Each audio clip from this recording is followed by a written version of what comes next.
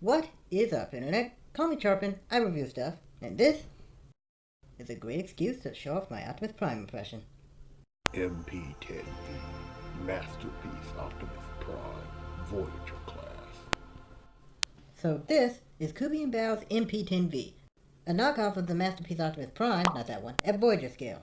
Now, let me waste a bit of your time talking about my own meaningless opinion. See, I don't usually collect MP scale figures because they're way too expensive for my non-existent income and a bit devoid of fun in my opinion. I mean, don't get me wrong, I'm sure these things are plenty of fun for the people who are into that sort of thing. But they're so focused on being high-end and show-accurate that they kind of forget they're supposed to be toys, too. I mean, all that over-engineering and those 100-step transformations is just not the kind of thing I'm into, and I just can't deal with that. So, being the chug-focused peasant that I am, for a while I went on a bit of a perfect Optimus Prime crusade. Finding a decent Voyager-sized Optimus isn't as easy as you might think, and although I went through a lot of primes that didn't make the cut, I finally struck gold with this one. Now, let me quit wasting everyone's time and get to talking about the figure already. While this is obviously a shrunken-down copy of the original MP-10, it's not quite as cut and dry as that. And since everyone and their dog has talked about how amazing MP-10 is by now, I'm mostly just going to talk about what makes this specific figure unique. Besides the size, of course. First of all, the colors used are the darker shades of the Takara version, as opposed to the Hasbro version, which looks like it's been left out in the sun a bit too long. It does, however, have the bright, vibrant blue eyes of the Hasbro version, as opposed to the Takara version's dead-looking zombie eyes. He also has a few other minor paint details that are different from the original, but I can't be bothered to list them all. Pro tip, an easy way to tell you're looking at the knockoff mode or not the original is these silver strips on the feet. They're unique to the KO figure, and I happen to like them quite a bit. I also hear that the legs in this mold have been slightly modified to be more proportional to his body, and I can certainly say whatever it is they did, it does make the legs look better. At least in my opinion. Now, one of the biggest changes to this figure is the inclusion of a lot more die-cast metal. It's a lost art. According to this helpful diagram on its box, the feet, chest, grill abs, wheels, these wheel-covering flaps, and crotch are all die-cast. Though I think some other parts like the smokestacks might be too. Basically, pretty much everything silver on this figure is probably die-cast. And while we have the box art here, can we just appreciate how great the box art is? Okay, now let's move on. So it's no surprise that this figure looks amazing, but how does it pose? Pretty good. The head is only on a rotation joint, but the next transformation hinge gives it some up and down action. 360-degree rotation at the shoulders and biceps, a little squeaky though. No outward movement though until you pull out this hidden joint here, and then they can go a bit outward. And honestly, I just prefer to leave them out like that all the time. 90-degree bend at the elbow, full wrist rotation, 2 hinges on the pointing finger that I really would have expected to break at this size, but are actually surprisingly solid. And the rest of the fingers are fused together, so just one hinge for them. 360-degree waist rotation. The rest of the torso is static, so don't get any ideas about crunching in the abs here. Kind of a disappointing amount of forward movement at the legs. Tees and thigh swivel, not quite 90 degrees of knee bend, full 360 rotation at the knee, and a bit of up and down and pivot at the foot. I've seen the original MP-10 mold doing more drastic tilt at the ankle, but this one doesn't. And although the feet are metal, I don't really want to try and force it. So just keep that in mind, I guess. So you aren't going to be able to go crazy with the legs or anything, but the articulation above the waist more than makes up for it. You can get Prime into some pretty expressive poses, and his die-cast feet will make sure that he stays up in pretty much all of them. Even on the crappy stuff I use for my review setup. So that'll do, Prime. That'll do. Now let's get into the good stuff, his accessories. First, the stuff that came with the original. He has his trusty ion cannon, complete with the backpack storage gimmick of the original. Though it's kinda tough to get in there at first.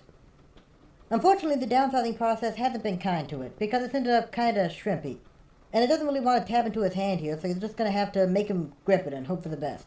Honestly, it's probably my least favorite of his accessories. Luckily though, no such thing has happened to his Energon axe, which is just as impressive as the original and works exactly the same way. Just pop it on his hand, but only the right one, and there you go. Alright, now for the new stuff. First, and biggest of all, he comes with this jetpack from that one episode where he used a jetpack. It just slots into his back by pegging into these screw holes here. They're dressed with the round ball joints, but you can't really do much with them. Next, he comes with this tiny Megatron gun, which isn't exactly a new accessory, but just not one that came with the original MP-10. It originally came with the very first Masterpiece Optimus Prime, and you can tell it's the original and not the one that came with Masterpiece Soundwave because it doesn't have an extra stock hinge. It also doesn't have any tabs for holding it either, so once again, it's all up to Prime's finger strength. Also, it's made of lost art. Next, there's this sword thing, which seems to be the sword from Age of Extinction Leader Optimus Prime, but why? Yeah, I'm not complaining though. And it is made of lost art metal, so it's still pretty cool. But it doesn't have any tabs either, so again, you're going to have to find a sweet spot and get him to hold it, or he's going to be dropping it left and right. Now, though this technically isn't a new accessory, the version that comes with this figure is the Matrix of Leadership, or according to the box, the energy device.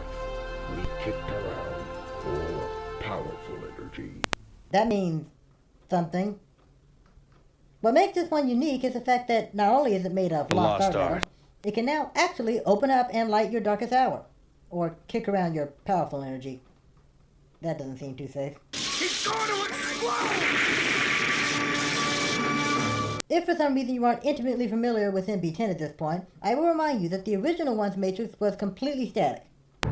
Shameful. And in case you're wondering, yes, you can get him to hold it, but only with his fingers. Finally, he comes with this fine assortment of disembodied heads. Delightful. You get this Orion Pax head that looks so not right on a Prime's body. What I can only call a G2 face, which defies the laws of physics to somehow give a character with a faceplate an exaggerated scowl. And, this other face.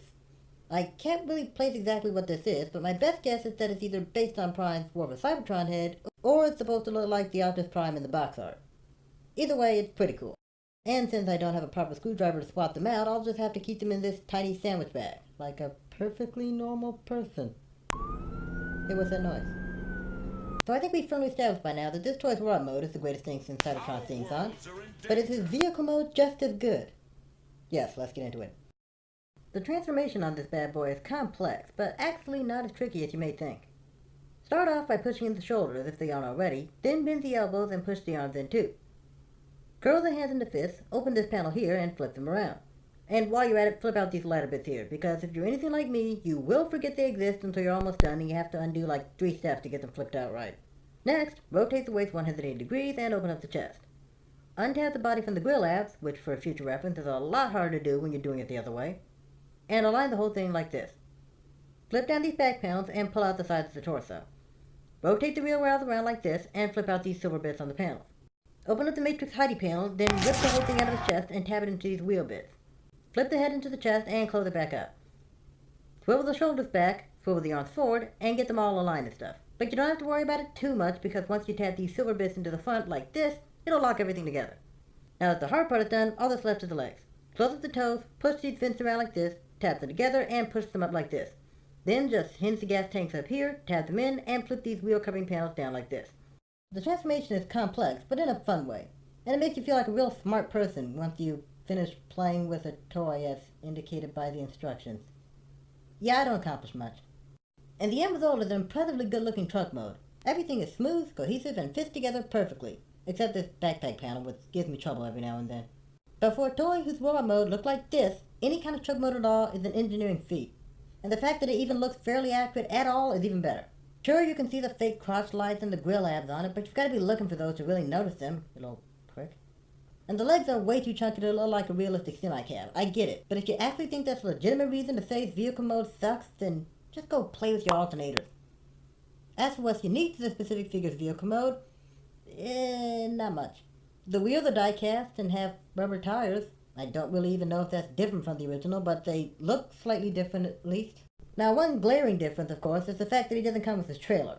Now, this figure was supposed to have a version that came with the trailer, but there was some sort of hiatus, and I think it got put on hold or something, and now I don't even know if it's ever going to be released at all. He does still seem to have the connection ports for it, though, and I've seen some people substitute other trailers for him, and I just might do that myself someday. But for now, I'm good with what I got. So, in truck mode, Optimus is decently scaled, I guess. I don't know. I don't do vehicle scales. But, of course, the biggest selling point of this figure, besides all the accessories and die-cast, is the fact that he's Voyager size instead of the leader size of the original, which appeals to my closed-minded peasant brain, which tells me that a Chug Optimus shouldn't be any bigger than that. I think he might even be a bit bigger than an average Voyager, which is even better for me, because I do think Prime should be big, just not that big. And he scales perfectly with my Mechanic Master Megatron, being shorter than him, but only by about half a size class. I'll get more into how well these two scale together when I review this guy, which is hopefully coming soon. So, what's the final verdict on this guy? Well, if it wasn't already obvious by now, buy him freaking right now!